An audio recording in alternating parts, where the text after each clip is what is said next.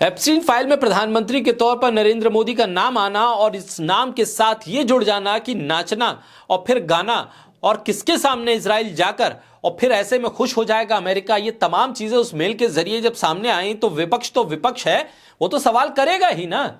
उसने सवाल किए। सागरिका घोष का ट्वीट आप सामने देखिए और उस ट्वीट के जरिए आप समझिए कि विपक्ष पूछना चाह रहा है कि आखिर भाई ये नाचना गाना क्यों हो रहा था, आप किस तरह की डिप्लोमेसी लेकर चल रहे थे, आप आखिर हासिल क्या करना चाह रहे थे अमेरिका से और क्यों खुश करना चाह रहे थे अमेरिका को, डोनाल्ड ट्रंप को।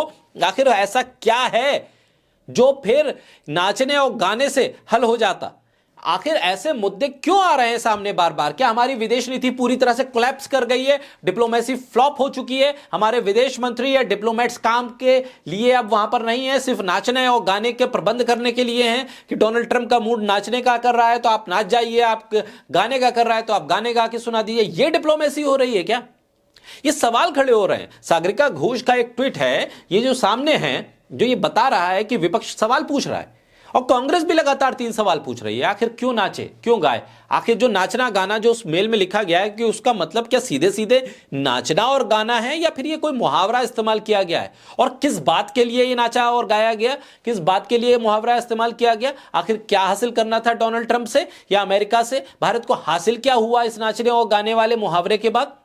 ये सवाल बड़ा गंभीर है। सवाल तो ये ऐसा भी है कि जो अब भारत की डिप्लोमेसी और प्रधानमंत्री मोदी की अंतर्राष्ट्रीय छवि पर डेंट लगा रहा है, अंतर्राष्ट्रीय छवि पर इसका असर हो रहा है, क्योंकि हमारा जो पड़ोसी एक सबसे बड़ा दुश्मन है चाइना, जो हमारी जमीन पर कब्जा करके बैठा हुआ है, हमें ग्लोबल तौर पर धक्का देने की कोशिश कर रहा है। हमारी पाकिस्तान से लड़ाई होती है तो उसको ड्रोन देता है। बांग्लादेश में हमें वहां पर इंफ्रास्ट्रक्चर तैयार खड़ा करने के लिए जमीन मिली थी, वो छीन कर बांग्लादेश ने चीन को दे दिया, वो वहां पर ड्रोन बनाएगा। चीन नेपाल को अपने कब्जे में किए हुए, श्रीलंका पर अपना दबाव बनाए हुए, और ऐसे में चीन अब प्रधानमंत्री के एप्स्टीन फाइल में आए हुए इस खुलासे के बाद पोस्टर बना बना के जो चाइना के ट्विटर हैंडल हैं उनके जरिए प्रधानमंत्री की छवि को धूमिल कर रहा है, प्रधानमंत्री की छवि को नाचते हुए दिखा रहा है और उस पर सामने इजराइल के प्रधानमंत्री और अमेरिका का राष्ट्रपति बैठा हुआ है, तालियां बजा रहा है। ये एआई से क्रिएट करके तमाम चीजें चाइना की तरफ से प्रमोट की जा रही हैं। ये हमारे प्रधानमंत्री की छवि को धूमिल कर रहे हैं और हम खामोशी से देख रहे हैं। प्रधानमंत्री के तौर पर नरेंद्र मोदी की छवि अगर धूमिल होती है तो यह भारत की छवि पर बहुत बड़ा आघात होता है। आप समझिए इस बात को।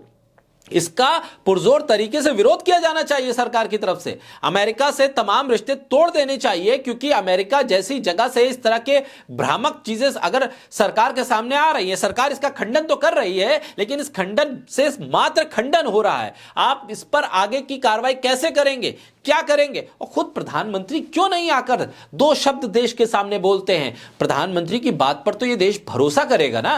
प्रधानमंत्री आकर कहेंगे कि ये फर्जीवाड़ा है, ये विरोध है और हमारी जो ताकत दुनिया में बढ़ रही है उसको लेकर उसको डिरेल करने की कोशिश है, देश मानेगा, देश समझेगा इस बात को। लेकिन प्रधानमंत्री भी नहीं आ रहे हैं, सरकार की तरफ से सिर्फ डिनायल मोड है। आप उन तमाम चीजों को लेकर अगर चाइना की तरफ से ये प्रधानमंत्री का पोस्टर सामने आता है तो सिर्फ ट्विटर हैंडल को बंद करवा के काम नहीं चलेगा। आपको चाइना के सामने विरोध दर्ज करवाना पड़ेगा, आपको चाइना के सामने पुरजोर तरीके से कहना पड़ेगा कि भाई ऐसे नहीं चलेगा, वरना हम भी जानते हैं कि हम कैसे आपसे मुकाबला करें।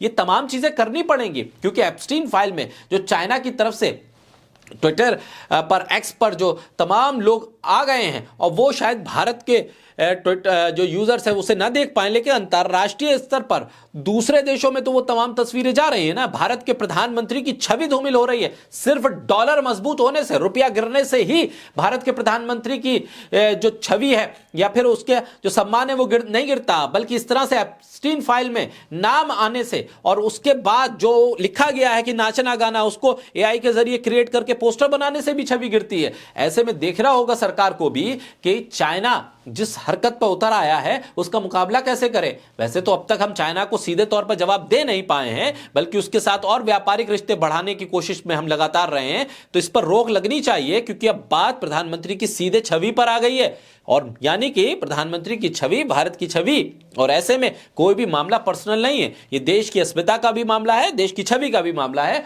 और इस पर खुलकर स्टैंड लेने की जरूरत है।